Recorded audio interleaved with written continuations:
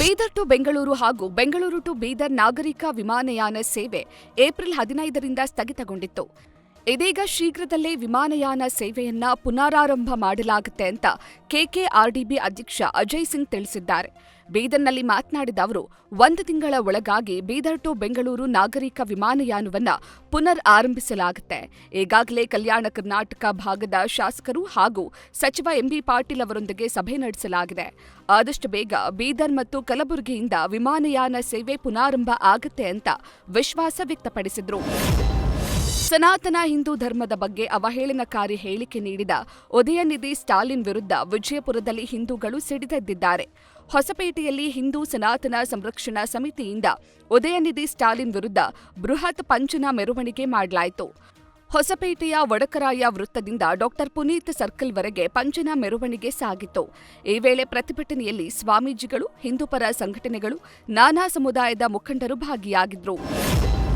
ನಿನ್ನೆ DCM DK Shivakumar ಹುಟ್ಟುಹಬ್ಬದ ಪ್ರಯುಕ್ತ ಕಾಂಗ್ರೆಸ್ ಕಾರ್ಯಕರ್ತರು ವಿನೂತನವಾಗಿ ಶುಭ ಕೋರಿದ್ದಾರೆ. ಮೈಸೂರಿನ ಕೋಟೆ ಆಂಜನೇಯ ದೇವಸ್ಥಾನದ ಬಳಿ ರಂಗೋಲಿಯಲ್ಲಿ ಡಿಸಿಎಂ ಡಿಕೆ ಶಿವಕುಮಾರ್ ಅವರ ಭಾವಚಿತ್ರ ಮೂಡಿಬಂತು. ಕಲಾವಿದ ಪುನೀತ್ ರವರ ಕೈನಲ್ಲಿ ಸುಮಾರು 8,000 ಚದರ ಅಡಿಯಲ್ಲಿ ಡಿಕೆ ಶಿವಕುಮಾರ್ ಭಾವಚಿತ್ರ ಹರಳಿತು. ಹುಟ್ಟುಹಬ್ಬದ ಪ್ರಯುಕ್ತ ಡಿಸಿಎಂ ಡಿಕೆ ಶಿವಕುಮಾರ್ ತಮಿಳುನಾಡಿನ ತಿರುಚೆಂದೂರು ಸುಬ್ರಹ್ಮಣ್ಯನಿಗೆ ವಿಶೇಷ ಪೂಜೆ ಸಲ್ಲಿಸಿದ್ದಾರೆ.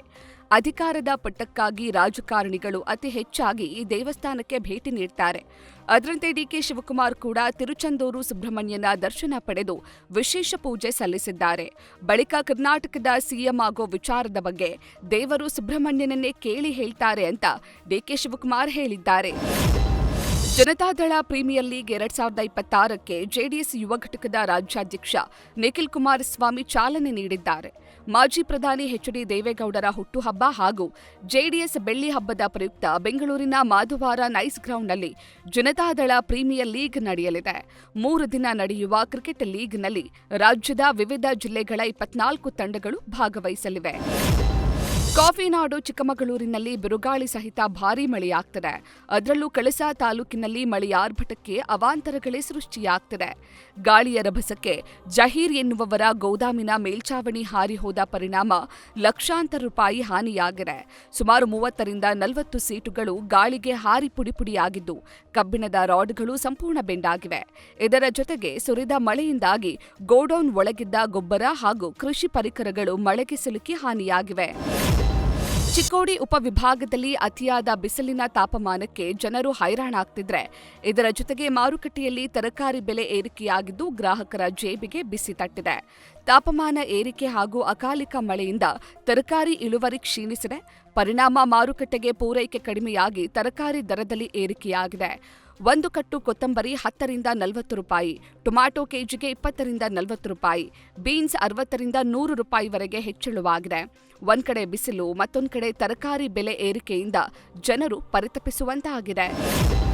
ಪೆಟ್ರೋಲ್ ದರ ಏರಿಕೆ ಹಾಗೂ ನೀಟ್ ಪ್ರಶ್ನೆ ಪತ್ರಿಕೆ ಸೋರಿಕೆ ವಿಚಾರವಾಗಿ ಕೇಂದ್ರ ಸರ್ಕಾರದ ವಿರುದ್ಧ ಪ್ರತಿಭಟನೆ ಮಾಡಲಾಯಿತು. ದಕ್ಷಿಣ ಕನ್ನಡ ಜಿಲ್ಲೆಯ ನಗರದ ಕದ್ರಿ ಸರ್ಕಲ್ ಬಳಿ ಎನ್ಎಸ್ಯುಐ ಹಾಗೂ ಯೂತ್ ಕಾಂಗ್ರೆಸ್ ವತಿಯಿಂದ ಪ್ರತಿಭಟನೆ ಮಾಡಲಾಯಿತು. ಕೇಂದ್ರ ಸಚಿವ ಧರ್ಮೇಂದ್ರ ಪ್ರಧಾನ್ ರಾಜೀನಾಮೆಗೆ ಆಗ್ರಹಿಸಿ ಪ್ರತಿಭಟಿಸಲಾಗಿದ್ದು, ಈ ವೇಳೆ ಪ್ರತಿಭಟನೆಯಲ್ಲಿ ಮಾಜಿ ಸಚಿವ ರಮಾನಾಥ ರೈ ಸೇರಿದಂತೆ ಹಲವರು ಸಾಥ್ ನೀಡಿದರು. ಕಾಫಿ ನಾಡು ಚಿಕ್ಕಮಗಳೂರಿನಲ್ಲಿ ಕಾಡುಕೋಣ ಸೆರೆ ಕಾರ್ಯಾಚರಣೆಗೆ ಪರಿಸರವಾದಿಗಳು ವಿರೋಧ ವ್ಯಕ್ತಪಡಿಸಿದ್ದಾರೆ. ಸರ್ಕಾರ ಹಾಗೂ ಅರಣ್ಯ ಅಧಿಕಾರಿಗಳ ವಿರುದ್ಧ ಪ್ರಾಣಿ ಪ್ರಿಯರ ಆಕ್ರೋಶ ಹೊರಹಾಕಿದ್ದು, ಕೂಡಲೇ ಕಾರ್ಯಾಚರಣೆಯನ್ನ ಕೈಬಿಡುವಂತೆ ಆಗ್ರಹಿಸಲಾಗಿದೆ. ಕಾಡುಕೋಣಗಳು ಅತ್ಯಂತ ಸೂಕ್ಷ್ಮ ಜೀವಿ, ಗಾಬರಿಯಾದ್ರೆ ಹೃದಯಾಘಾತದಿಂದ ಸಾಯುತ್ತವೆ. ಅಧಿಕಾರಿಗಳ ಅವೈಜ್ಞಾನಿಕ ಆಲೋಚನೆಗೆ ಅರಣ್ಯ ಸಚಿವರು ಬ್ರೇಕ್ ಹಾಕಬೇಕು ಅಂತ ಪರಿಸರ ಪ್ರಿಯರು ಆಗ್ರಹಿಸಿದರು. ಮೇ 20ರಂದು ಸಿಎಂ ಸಿದ್ದರಾಮಯ್ಯ ಹೈಕಮಾಂಡ್ ಭೇಟಿ ವಿಚಾರವಾಗಿ ಅವರನ್ನ ಹೈಕಮಾಂಡ್ ಕರೆದಿಲ್ಲ ಅಂತ ಗೃಹ ಸಚಿವ ಡಾ.ಜಿ. ಪರಮೇಶ್ವರ್ ಹೇಳಿದ್ದಾರೆ. ಮುಖ್ಯಮಂತ್ರಿಗಳನ್ನ ಹೈಕಮಾಂಡ್ ಕರೆದಿಲ್ಲ, ಅವರೇ ಭೇಟಿಗೆ ಸಮಯ ಕೊಡಿ ಅಂತ ಕೇಳಿದ್ದಾರೆ. ಆದರೆ ಸಿಎಂಗೆ ಸಮಯ ಕೊಟ್ಟಿಲ್ಲ ಅಂತ ಡಾ.ಜಿ. ಪರಮೇಶ್ವರ್ ಹೇಳಿದ್ದಾರೆ.